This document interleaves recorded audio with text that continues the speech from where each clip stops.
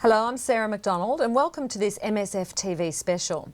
If you've been watching some of our stories, you'll be acquainted with the behind-the-scenes fieldwork of Médecins Sans Frontières.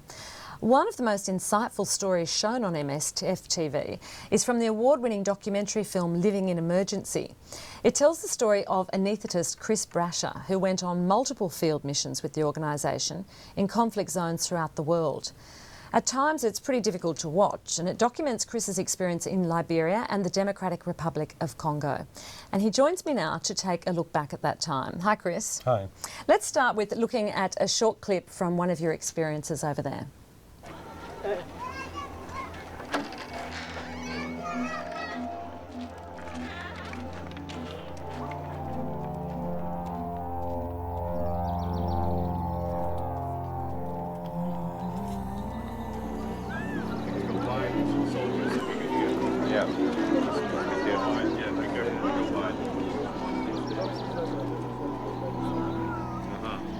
Let's go away. Okay. Let's go back towards the hospital. Okay. Every war situation, you see the civilians that are all terrified, and you see some people who enjoy killing people.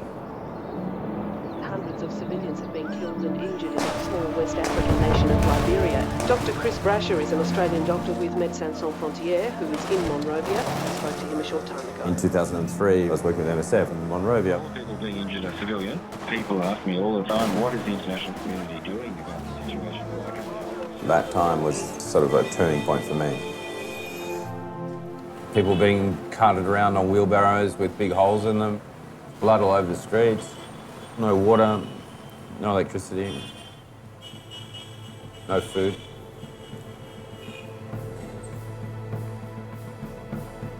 Pretty apocalyptic, really. It looks pretty apocalyptic from, our armchairs back here at home. How do you look back on it now? Does it seem more extreme to you than it was then, or has time softened it? I don't think time has really softened it at all. It still seems the same, and I can sort of imagine and feel what it's like at any time. When I see that clip again, I remember what it's like to be in those kind of situations, and it's very, very difficult for everybody. We saw a bit of Liberia then, a bit of the Democratic Republic of Congo. Were you frightened for your life in either place? I was more frightened in Liberia because the town was being shelled, whereas in Democratic Congo, Republic of Congo, there wasn't so much use of artillery, and I never felt personally targeted anywhere, I don't think. But you must have been pretty scared for some of your patients much of the time.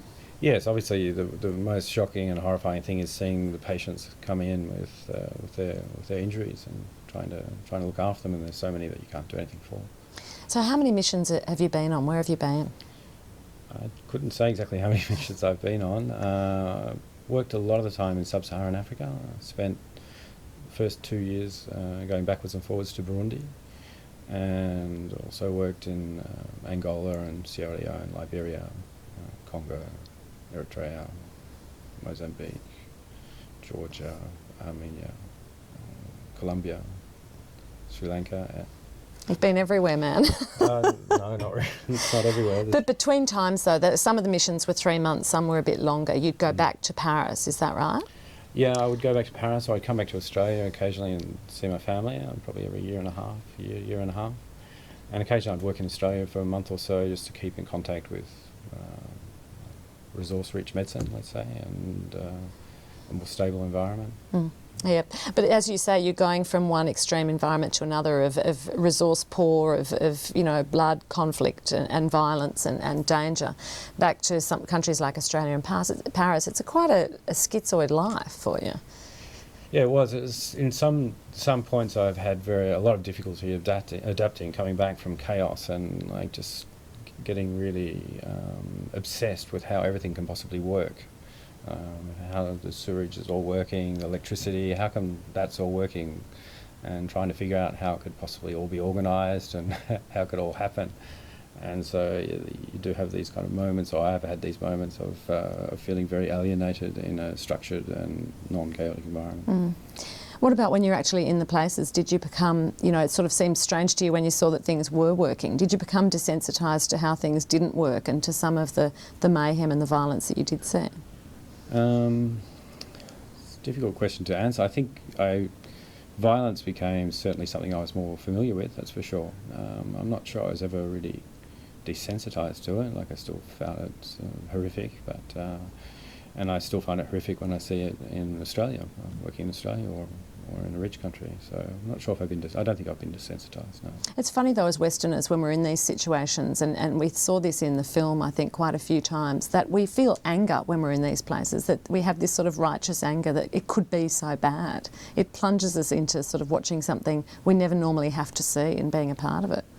Yeah, and I think that spills over into the way we treat violence in our own society as well, and it's often hidden, and working in a hospital you're confronted with it, or police people or other people. There's certain groups in society that are confronted with it, and largely in silence, because it's something that we don't like to be faced with and to confront. Mm. Let's go back to the Democratic Republic of Congo. This is where Médecins Sans Frontières is packing up a mission, and it's going to the refugee camp to tell the locals about the plan. Once the crisis has abated, what are you actually trying to achieve? Are you trying to fix the normal? So you make choices that are tough choices to make, but you have to make them. You have to say sorry to all these people all the time.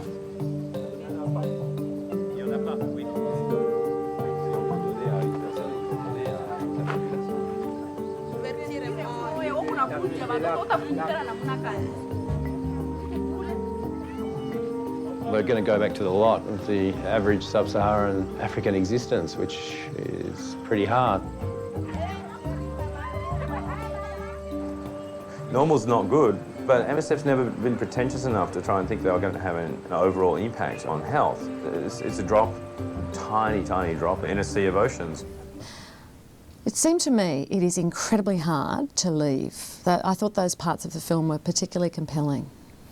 Yes, and at the same time, by its nature, MSF interventions are not permanent, and so that's something that it's really hard to get your head around the first time you work in a mission, because you're invested in trying to achieve something, and the whole sort of lack of permanence and transitory nature of pretty much all of the MSF missions, with a few exceptions, is it's very difficult to accept, and you feel terrible because you obviously invest yourself in the people and the place as you would anywhere, perhaps even more because by necessity. So yes, it is very difficult. That's a real wrench to leave, you could tell. Yes, and another classical situation is an evacuation. When expatriates are evacuated, it's much worse. And it's kind of something that floats over the relationships between expatriates and local staff in conflicts, knowing that expatriates always have a passport in their pocket and they can be pulled out. And when it actually happens, it's horrible, leaving people behind and getting evacuated. I can imagine. So you talked there about a real drop in the ocean. Is that how you see Médecins Sans Frontières work? It's a drop in the ocean? Yes, in terms of public health, internationally, it's nothing. It doesn't address by its actions any public health problem on a large scale. MSF's global operational budget is the same as a large city hospital in Australia. So what do you feel you were trying to achieve? In the same way that any member of a healthcare team is looking after patients in any country, doing it just in a different context where people don't usually have that. That's a political gesture in itself. And then there can be other reasons and objectives, such as trying to problem solve medical problems, which MSF's done a lot of that, come up with solutions for medical problems to improve care, which are then used by other organisations and by national organisations. But it's not an organisation that aims to provide care for the world's population. So you obviously don't feel like, you're not people who are going in to feel they can save the world, but what did you feel you did achieve at the end of each actual mission? Well, I think we provided the best care that we could given the context and the circumstances, and it's very satisfying to be able to provide relatively high level care in a resource poor setting, and that's something that's hard to do and takes a lot of effort. And then there's the human element, which is taking us out of our wealthy context and mixing with people who live in less wealthy situations and crisis situations, and that mix in itself has a meaning, I think. What about for you initially? What was your initial motivation for that first mission, and did it change over time as you went from place to place and then back to Paris in between and the like?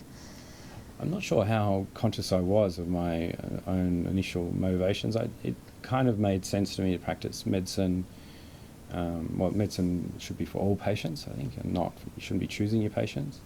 And so I think my initial thoughts were, well, going to practice in places where people don't usually have access to medicine is kind of like an ultimate way of proving that medicine is for everybody. And then I think with time I realised that I was also trying to learn life lessons from people who are in difficult situations, and to learn from them, and I realised that I was getting benefits that were sort of more me-orientated than practicing medicine. I know you're not into touchy-feely stuff, you say it in the film, but can you tell us what some of those were for you? Just seeing how people can cope in dramatic, chaotic situations and pull together to try and survive and do better than survive and enjoy their lives.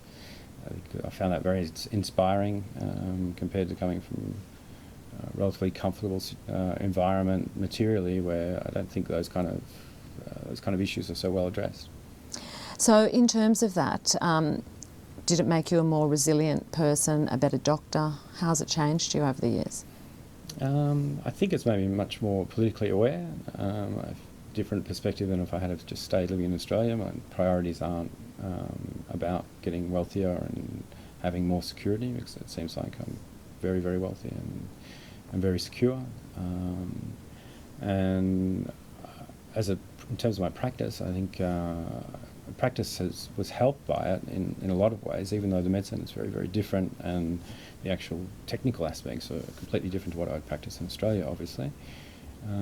It gives me a set of problem-solving skills, very, very refined set of problem-solving skills, so I can be a bit more adaptable, and I can figure out things when they go wrong. Perhaps I have an advantage in those kind of situations. I can imagine. Let's go back to the Democratic Republic of Congo, where you're in a marketplace in Kenya talking to some local kids.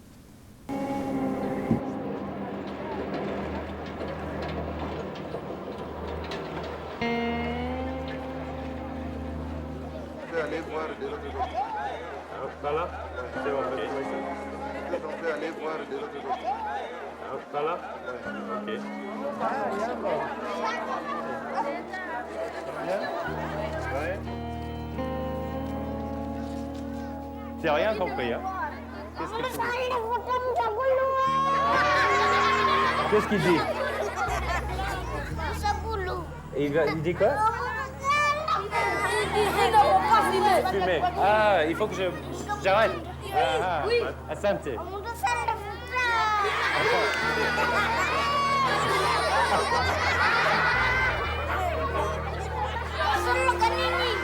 Sorry, I shouldn't smoke. Asante san.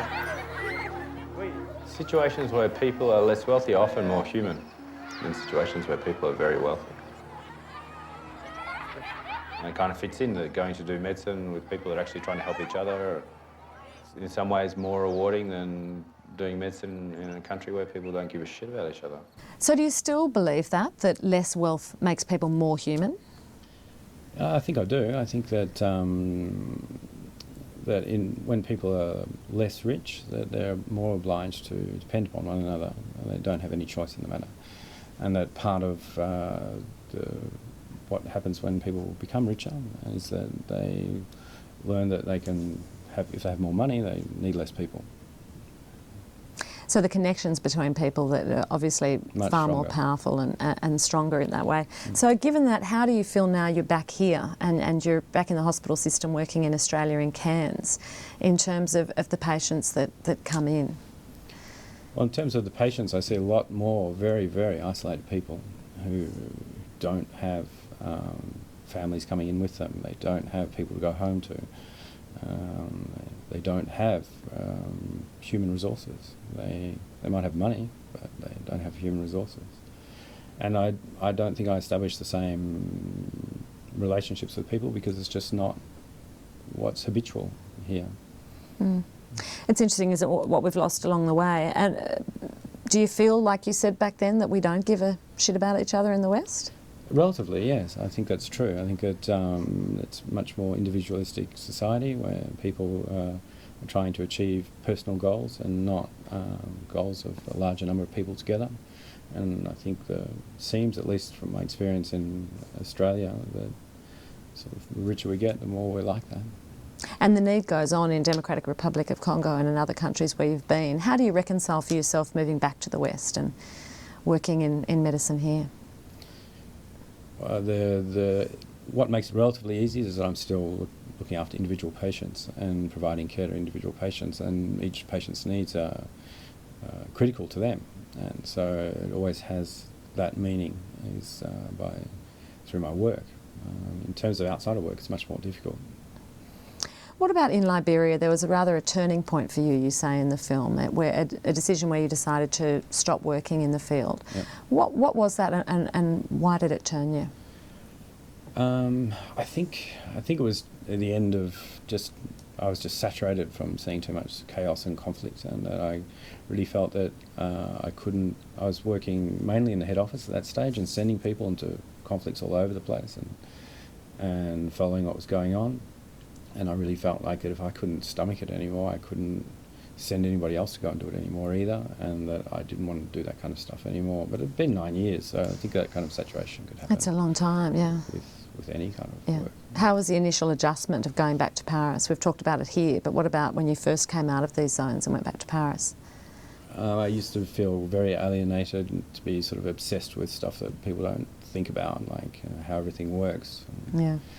How the electricity can possibly be on 24 hours a day, and how all the water runs into the taps and comes out, and then where does it go? And I'd have all these kind of strange sort of obsessions with subjects that were completely irrelevant for the people around me, so I felt like an alien.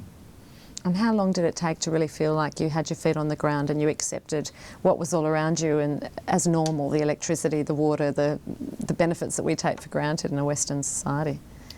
I'd say a couple of years. A couple of years. Yeah. It's quite a long time. Yeah. So given all that for you, would you recommend doctors go out into the field and work for Médecins Sans Frontières? I would, yes, and I do. I don't blanket recommend it for everybody, obviously. Yeah. You have to be able to identify some kind of benefit for yourself, I think. I don't believe that people should really believe that they're only going over to help other people. There has to be something positive in it for you. I don't think it can be a sacrificial exercise. And if you think that you can cope with difficult and very, very different situations and try and understand, and I think you can get a lot of benefit out of it. But if you can't, then you're just going to get a lot of suffering out of it, I think. So what kind of person is suited to the work? I think somebody who has a wide acceptance of and capacity to listen to other people and understand them is the most important character. Yeah. And I guess they have to be pretty patient and resilient. And yes, then you have to be able to cope with difficult and sort of rather basic living conditions and proximity to other people you don't necessarily like very much a lot of the time, and there's a number of other character traits as well. Do you warn them before they go they'll never be the same? I don't think I've ever said that, but I would presume so. Yeah. All right, well thanks so much for talking to us today and looking back at your time for Médecins Sans Frontières out in the field. You're very welcome. That's Chris Brasher, who's an anaesthetist now working in Cairns in Australia, and he features in the film Living in Emergency, which you can see on MSF TV.